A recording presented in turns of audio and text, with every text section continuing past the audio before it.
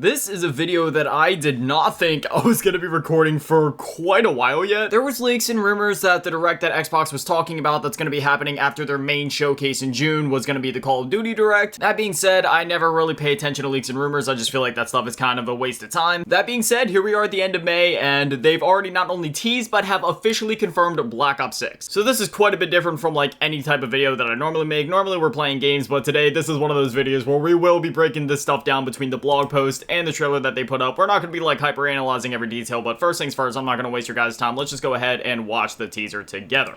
I should wake him up.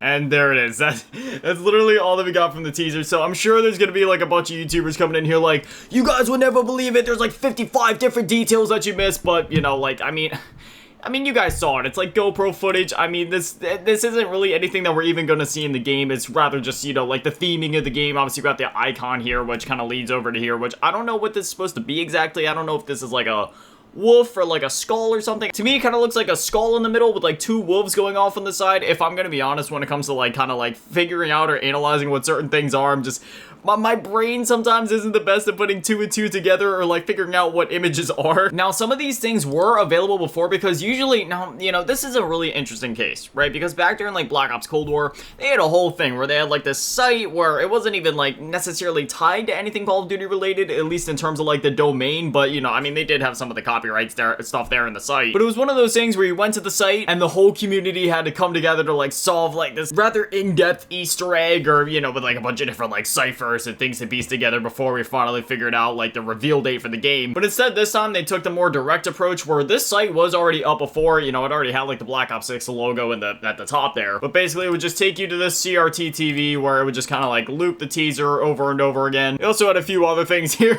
like channel 1, man, this takes me way back. I can't tell you the last time that I actually had like cable or satellite TV or anything like that, so I do actually miss opening up the channel guide and scrolling through. But that being said, they also had like another teaser here, which I'll go ahead and just kind of let you guys watch. I mean, the audio side of things isn't really too important. They're just kind of, you know, doing their thing, just putting up posters and propaganda and stuff. It's basically just like the same image that we saw, just like the truth lies with the defaced presidents there, with the, then, you know, they got those posters like all over the place, and yeah, basically just same thing there again. It just kind of loops over and over again. It goes all the way up to channel 6 where it has like the, you know, the whole headline here, like monuments defaced, and, you know, all this like graffiti and stuff all over the place, all over like different like monuments and structures across the US. So much like the other Black Ops games, it seems like one of the main themes here is gonna be, don't believe what you see, nothing is what you really think it is, you know, just like going into the deep nitty-gritty behind the scenes with like the government and the military and stuff like that. But then when we come over here to the blog post that I mentioned earlier, as you can see here, Call of Duty Black Ops 6, we got the official logo and everything right there. And if I'm gonna be honest,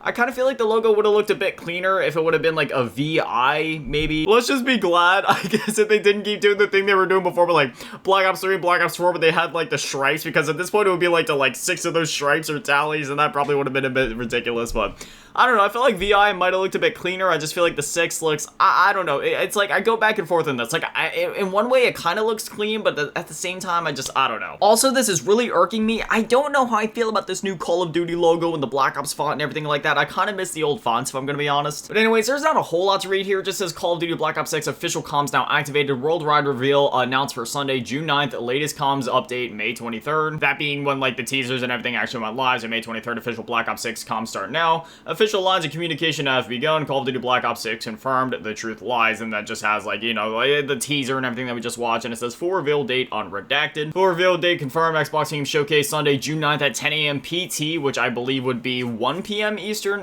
Black Ops 6 Direct immediately following. Stay on this channel for further updates. The truth lies, and they got all the copyright stuff down here, and that's really all that there is, along with their 10 million different studios that are working on Call of Duty nowadays. So there we have it. That's really all the teasers and stuff there. If you were just here to see the teasers and everything that's kind of kind of been leading up to this moment, then there you have it. Otherwise, I'm going to spend the rest of the video just kind of lightly touching on some of my hopes and wishes for the game. I'm not going to go too deep into like speculative territory or talking about a huge wish list of things because we're literally going to be learning about the game in like 2 weeks, so it's not really worth me wasting my time or your time. I just kind of want to give like a brief overview of some of the things that I hope to see with this game, and I feel like a lot of the community will agree. So let's break this down mode by mode. First things first, the campaign. Treat the campaign with some respect. They have been utterly disrespecting the campaign this year. So like when it comes to Modern Warfare 3, for example, I mean, you know what? Let's just go back to YouTube for a sec. You guys see who the face of Season 4 is? Yeah, there's a bit of an issue here. At the end of the Modern Warfare 3 campaign, and we know that the multiplayer and the Warzone stuff takes place after the campaign, this man had his brains blown all over the floor. Like, we're talking puddles of blood, he was cremated, ashes were spread and everything. This man he's not just dead, he's literally ashes just floating in the wind, probably disintegrated at this point. At least that's what we thought. Now, if they want to retcon the MW3 campaign, sure, whatever, do whatever, but at least make that clear, because at this point, I can't treat any of this seriously if it's gonna be one of those things where I'm sitting there on the verge of tears playing the campaign, seeing my favorite characters die, and then here they are in Season 4 in a new bundle. So my first wish, you know, the Black Ops games, they always knock their campaigns out of the park, even in the games where they didn't have a campaign, you know. Black Ops 4, we had like the Specialist HQ. For what that was, it was cool just seeing Woods there, but even in a game like Black Ops 3, where some people view the campaign there as being a bit weaker, which I would disagree. If you actually know the story there, it's actually a pretty deep story, and it's pretty awesome. I will admit that maybe they could have done a better job at conveying it or making it more easily accessible to understand the story to more people. But that being said, if you actually dig for it, the story there is actually quite immaculate and genuinely a masterpiece in my opinion. But otherwise, Black Ops 1, Black Ops 2, Black Ops Cold War, genuinely just amazing campaigns, and I'm pretty certain Black Ops 6 is going to have an amazing campaign, at least as far as the story is concerned. I just really hope that whether it comes to the topics of the story or just character deaths in general, that they actually treat it with some respect. And by respect, I mean if a character dies, don't be selling that character in a bundle a couple seasons later, completely retconning everything. Because there's a difference between respectable retcons, where like if they would have handled this whole soap thing properly, I wouldn't have minded as much, but then there's also the retcons where it's just like, it's not even necessarily a retcon, it's more or less just a fake out of like, oh, well, I wasn't in that tank. Oh, well, I wasn't in that massive explosion. Oh, well, I wasn't at the bottom of that rocket facility. You know what I mean? Like, they've been doing this time and time again, specifically in the Modern Warfare games lately. As sad as Soap's death was in the original Modern Warfare 3 2011, at least when he died and we all cried over it, I mean, to this day, even when I replay Modern Warfare 3, I'm not gonna lie, I still cry. At least we knew it was safe to cry, because, like, yeah, you know, that's the last time we're gonna see them. They're dead. But nowadays, it's like, dog, don't waste those tears. They'll be back in a bundle in a few seasons. Otherwise, I'm really excited for the campaign. I'm curious to see if they touch on the cliffhanger of Black Ops Cold War, because, like, you know, no matter what ending you get in Black Ops Cold War, there's definitely a story to be told with literally any of the endings there. So I'm definitely interested to see how they follow up on that exactly. As for the multiplayer, you know, I mean, it's multiplayer. You know what I mean? Just give us fun streaks, give us fun guns, make sure it's relatively well balanced, tone down the SBMM or EOMM or whatever you want to call it. Is that part gonna happen? Probably not. Oh, also, when it comes to the camo grinds, just please don't do what you've done in so many of the other games. Modern Warfare 2 2022, we had to do 1,200 plus long shots. In Vanguard, we had to do like how many thousand was that? Black Ops Cold War also had a decent amount of long shots, but for some reason I didn't mind it as much there. I guess just because, you know, I just love that game so much that I really didn't care. I was just happy to be playing the game. I would like to see them keep up the momentum that they've had in the recent seasons of Modern Warfare 3, where we've been getting absolutely spoiled with maps. I mean, you know, for Modern Warfare 3, I feel like this is one of those things where, you know, Sledgehammer is really trying to go all out for the community. So I feel like if we can at least get a middle ground between what we're getting now and what we got in like Modern Warfare 2 2022, for example, because there was a couple points where, like, in the one season, we only got like 2 or 3 new 6v6 maps, and I think 1 or 2 of them was actually a remake, so we only got like 1 or 2 brand new maps in that one season. So yeah, that was I don't know about that one. As long as they can keep the stream of content like rather consistent throughout the seasons, like specifically on the multiplayer side of things, because, you know, they've been diverting so much of their budget and their attention into Warzone. I mean, but even then there's times where Warzone goes through content drought, so I don't know. At the very least, you know, Black Ops 6, this is going to be the premium title. Sure, put some effort into Warzone, you know, that's like their bread and butter for all the, you know, the free-to-play players that are also in there buying like microtransactions and stuff like that. So whatever, like, do what you gotta do there, but also just make sure that the premium players are still getting a premium experience. A nice variety of weapons, which weapons is never really the issue, just comes down to like 6v6 maps and modes. Please don't do the thing where you like drip feed the same modes over and over again throughout the year. It's like,